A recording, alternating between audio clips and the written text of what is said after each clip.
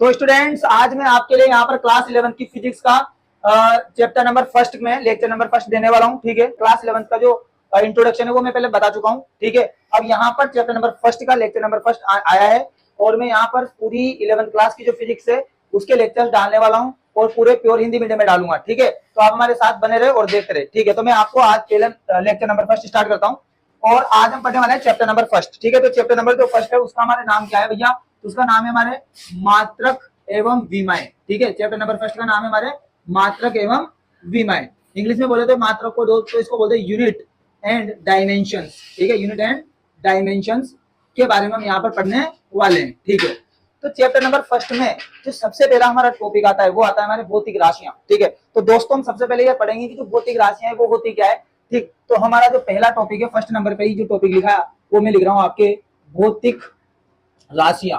ठीक है, तो ये हो गया आपके भौतिक राशियां जिनको इंग्लिश में फिजिकल क्वांटिटीज बोलते हैं। क्या बोलते हैं दोस्तों? Physical quantities. ठीक है, भौतिक राशियां बोले तो आपको जाएगा फिजिकल क्वांटिटीज। ठीक है, फिजिकल क्वांटिटीज शॉर्ट में इसको दोस्तों मैं लिखूंगा PQ। क्या लिखूंगा?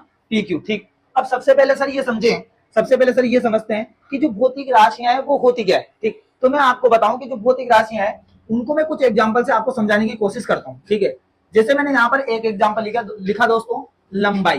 क्या लिखा भाई? लंबाई। ठीक है, अगर मैं लंबाई की बात करूं और आपसे मैं पूछूं क्या दोस्तों लंबाई को मापना संभव है? क्या लंबाई का मेजरमेंट संभव है? तो बिल्कुल सर, हम लंबाई को माप सकते हैं। जैसे फॉर एग्जाम्पल मैं हूं तो मैं 6 फीट का हूं, मेरे को कैसे पता चला दोस्तों कि मैं 6 फीट का हूं? सीधी सी बात है, मैंने इंस्ट्रूमेंट मतलब मैंने इंच टेप लिया और मैंने अपनी लंबाई को नाप लिया, तो यानी कि मैं अपनी लंबाई को नाप सकता हूं, तब मेरे को पता चला कि मैं 6 फीट का हूं। ठीक है, दूसरा मैंने एग्जाम्पल लिया दोस्तों आपके द्रव्यमान। द्रव्यमान, अगर मैं द्रव्यमान की बात करूं, द्रव्यमान का मतलब है मेरा वजन। अब मैं मान लो मेरा वेट है 60 किलो, तो मेरे को कैसे पता चला कि मेरा जो वजन है वो 60 किलो है? तो सीधी सी बात है भाई, हमने मशीन से इसको माप लिया, यानी कि द्रव्यमान को भी हम माप सकते हैं। और अगर मैं आपके एग्जाम्पल लूं तो मैं बोल सकता हूँ समय। क्या समय माप सकते हैं? हाँ बिल्कुल, हमारे पास घड़ी है, घड़ी से हम समय का माप करते हैं कि नहीं करते? बिल्कुल करते हैं। अच्छा, इसके बाद और मैं लूं तो यहाँ पर बात कर सकता हूँ आपसे, चाल की बात कर सकता हूँ दोस्तों, है ना, स्पीड की बात कर सकता हूँ, मतलब वेग की बात कर सकता हूँ। तो आराम से हमें पता नहीं चलता क्या?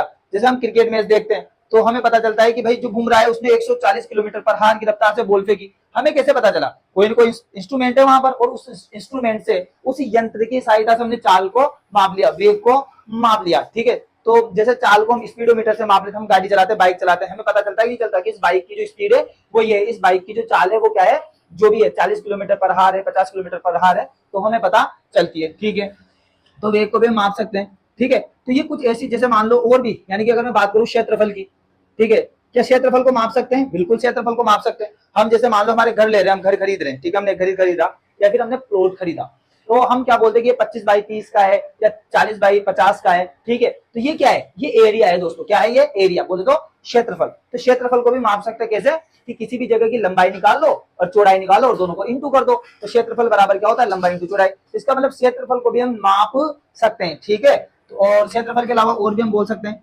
जैसे आयतन। क्या आयतन को माप सकते हैं? हाँ बिल्कुल, हम आयतन को भी माप सकते हैं। ठीक है, लंबाई गुना चौड़ाई गुना ऊंचाई। क्षेत्रफल की बात करूं तो भैया हम लंबाई को चौड़ाई से गुना करके क्षेत्रफल का पता लगा सकते हैं। आयतन की बात करूं तो मैं लंबाई को और चौड़ाई को और ऊंचाई को, तीनों को इंटू करके आयतन भी माप सकता हूँ।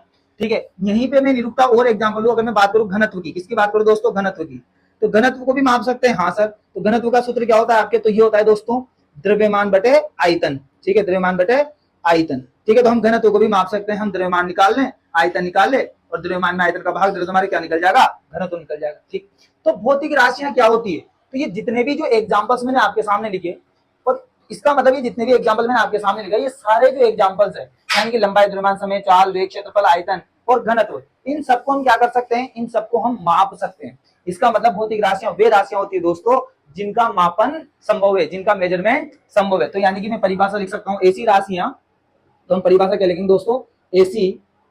ऐसी राशियां जिनका मापन संभव है, जिनका मापन संभव है। ठीक है, तो ऐसी राशियां जिनका मापन संभव है वो सभी राशियां भौतिक राशियां कहलाती है। तो आई होप आपको भौतिक राशियों की जो परिभाषा है वो बहुत अच्छे से क्लियर हुई होगी। ठीक है, इसके बाद अगर मैं आपसे बात करूं तो भौतिक राशियां कितने प्रकार की होती है? भौतिक राशियों के प्रकार की बात करते हैं दोस्तों। किसकी बात करते हैं? प्रकार की, यानी कि इनके कितने टाइप्स हैं। ठीक है, तो मैं आपको बताऊं कि भौतिक राशियों को भी हमने दो भागों में विभाजित किया है दोस्तों। कितने भागों में विभाजित किया है दोस्तों? दो भागों में। तो दोस्तों भौतिक राशियों को हमने दो भागों में विभाजित किया है। सर दो भाग कौन कौन से हैं? तो पहले नंबर पे हैं दोस्तों दिशात्मक आधार पर। कौन से आधार पर? दिशात्मक आधार पर। अच्छा सर, दिशात्मक आधार पर मतलब दिशा के आधार पर।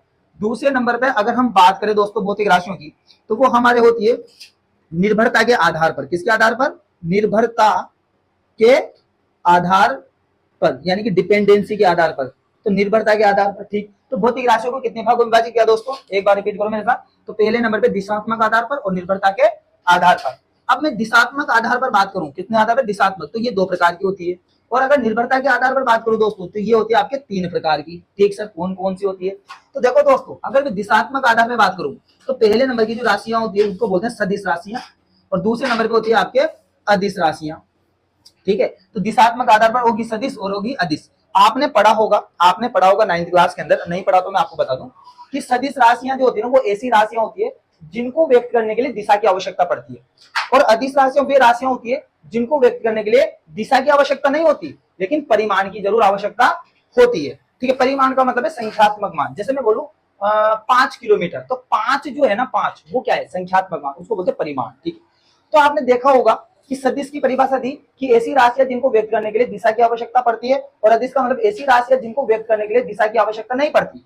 तो मैंने सदिश और अदिश की जो परिभाषा दी वो दिशा के आधार पर दी है दोस्तों, इसलिए इनका नाम हुआ दिशात्मक आधार पर। हालांकि इस चैप्टर के अंदर हमें सदिश और अदिश राशियां नहीं पढ़नी, जो नेक्स्ट चैप्टर आएगा उसमें सदिश और अदिश को हम डिटेल में पढ़ेंगे। ठीक है, तो हमें यहाँ पर किनको पढ़ना है? तो दोस्तों हमें पढ़ना है निर्भरता के आधार पर। इनको हमें डिटेल में पढ़ना है, ये हमारे लिए मोस्ट इंपोर्टेंट है। ठीक है, तो निर्भरता के आधार पर तीन प्रकार की राशियां हमारे पास। तो पहले नंबर पे जो राशियां आती है वो आती है हमारे मूल राशियां। क्या आती है दोस्तों? मूल राशियां। ये तीनों में याद होनी चाहिए। पहले नंबर पे आएगी हमारी मूल राशियां, और दूसरे नंबर पे बात करूं तो दूसरे नंबर पे होती है हमारी व्युत्पन्न राशियां। कौन सी राशियां दोस्तों? व्युत्पन्न राशियां। कौन सी राशियां? व्युत्पन्न राशियां। तीसरे नंबर पे अगर हम बात करें दोस्तों, तो वो आती है हमारे पूरक राशियां। कौन सी राशियां? पूरक राशियां। तो बिल्कुल दोस्तों एक बार और रिपीट करते हैं। तो बताओ हमारे निर्भरता के आधार पर कितने प्रकार की राशियां होती है दोस्तों? तीन प्रकार की होती है, मूल राशियां, व्युत्पन्न राशियां और पूरक राशियां।